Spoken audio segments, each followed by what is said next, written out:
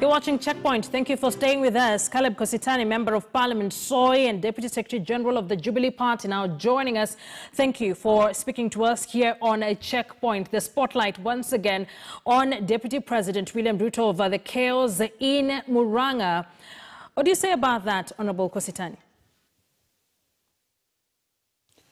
Well, it is very unfortunate that in the 21st century we have such chaos, especially during a church function, unprovoked, totally unprovoked.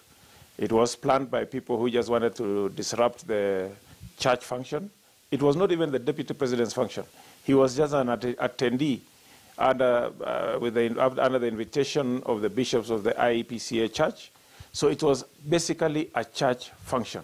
It is so sad.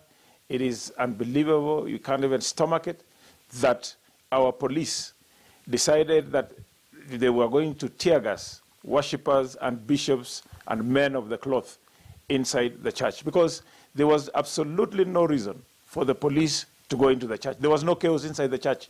The chaos were outside.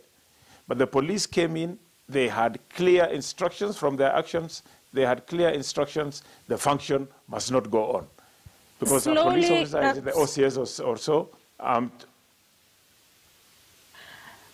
Well, yes, quickly, slowly, and even as we take a look at the political that's currently there, a lot of Kenyans now feeling that the politics, especially within the Jubilee Party, is increasingly becoming intolerant. Akisa, there is no politics. The campaigns have not started. Nobody has started any campaign. You don't see any posters, you don't see T-shirts, you don't see campaign placards. We know the election date is in 2022. This story of people have started early campaigns is just a story being, a narrative being propagated by people who want everybody to sit back and wait for the deep state to decide who will be president of this Republic of Kenya. The deputy president is doing is basically... What the deputy president is doing is basically attending functions that he has been invited for. And that is not campaigning. I mean, the campaigns will start. Yeah. This has led to a decision taken Friday, and we saw the Secretary General of the party, Raphael Tuju, describing Dr. William Ruto as being exuding arrogance, insolence, and disrespect of President Uhuru Kenyatta. One of the reasons why they say they will start instituting action to expel him from the party. You're a staunch follower of the deputy president. Do you see any wrongdoing that he does, really? And what are your thoughts on these allegations by Raphael Tuju, the Secretary General of the party? Well, the accusations and those assertions from Raphael Tuju are basically absolutely baseless, because they have come back with this narrative: you must respect the president, respect the president. All of us respect the president. William Ruto is one of the people who has a record. He has something to show about how he has respected President Uhuru. He campaigned for President Uhuru in 2002. We ended up in the opposition when we were in Kanu. He campaigned for President Uhuru Kenyatta, with President Uhuru Kenyatta in one team in 2013. They were inductees and they were both in ICC together in 2007. He campaigned in 2017 twice for President Uhuru.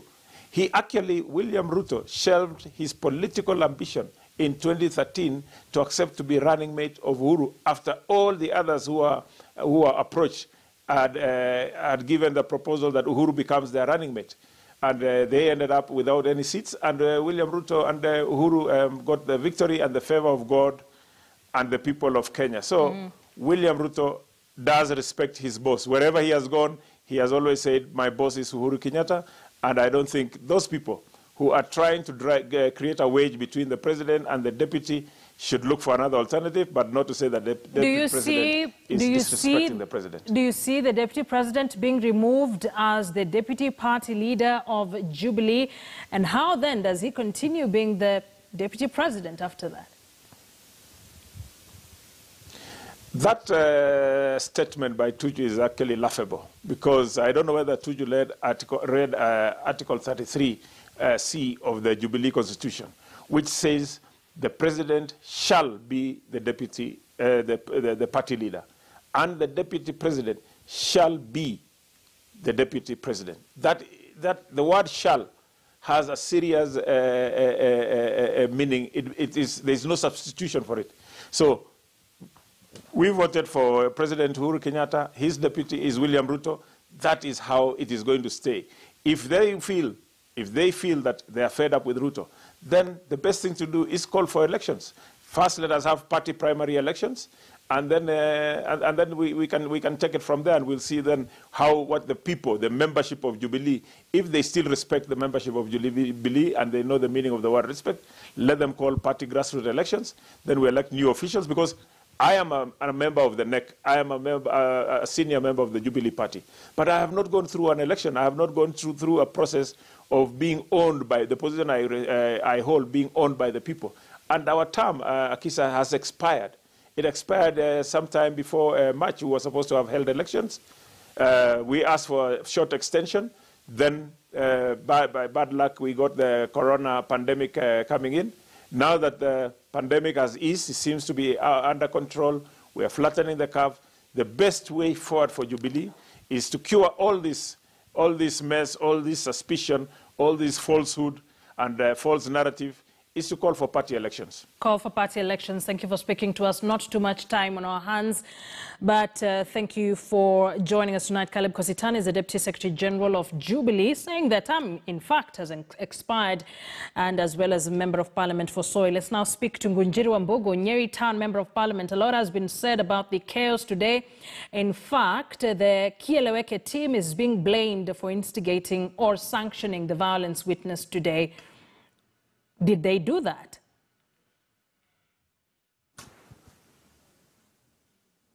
Hello?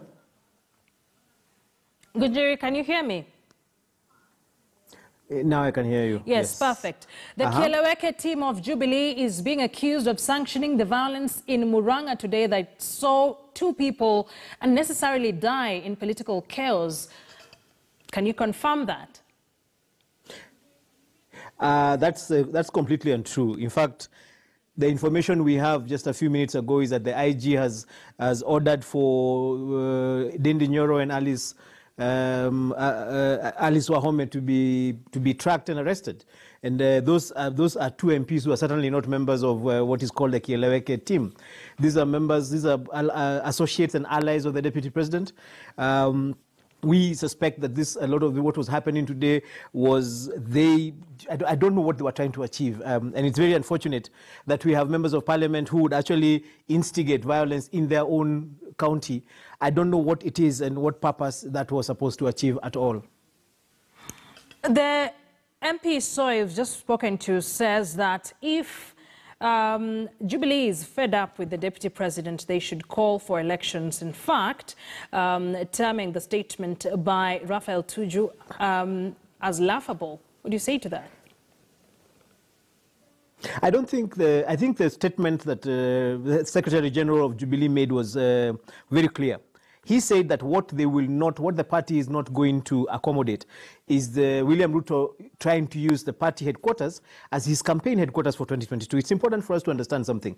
William Ruto is the deputy party leader of the party. The deputy party leader of the party, according to our constitution, has no particular job that he does in the party unless he's tasked by the party leader. He cannot oversee by-elections. He cannot coordinate anything of the party unless he is tasked by the party leader. The people who are in charge of running the day-to-day activities of the party is the Secretary General, and to a large extent the party leader who sets policy. So what Raphael Tuju was saying is, you cannot come here and run your campaign from here. Because as much as I listened to Caleb Kositani saying that no campaigns are going on, I don't know why Caleb would assume Kenyans are idiots.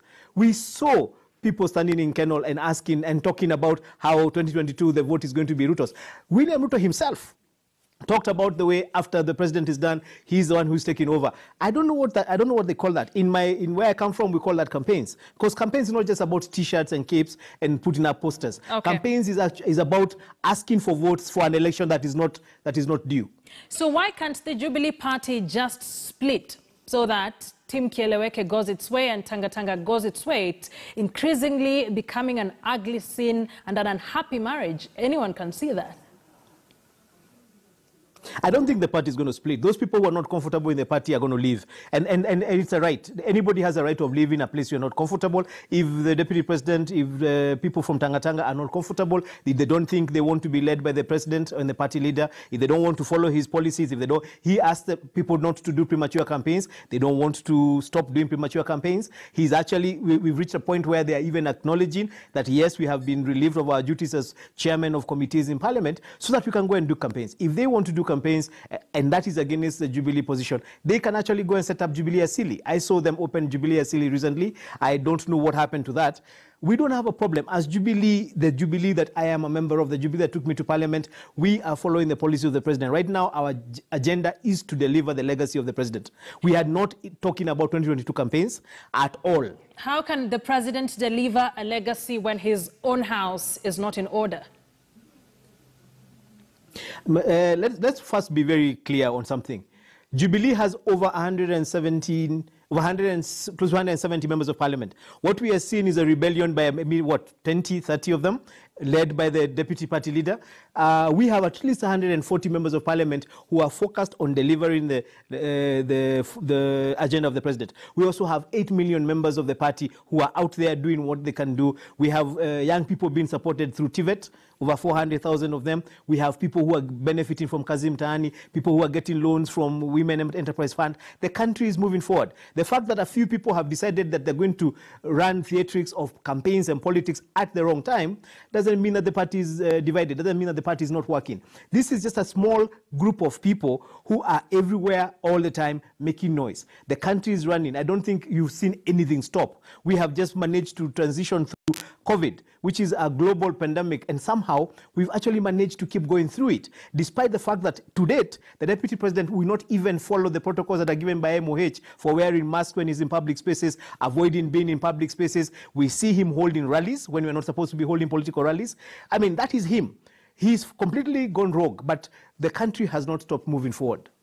I wish we had more time for this, but thank you for speaking to us and articulating some of the issues, and especially from the president's side. Ngunjiri Wambugu, Member of Parliament, Nyeri Town. Earlier on, we spoke to Soy Member of Parliament, Caleb Kositani, speaking to us on the Jubilee split.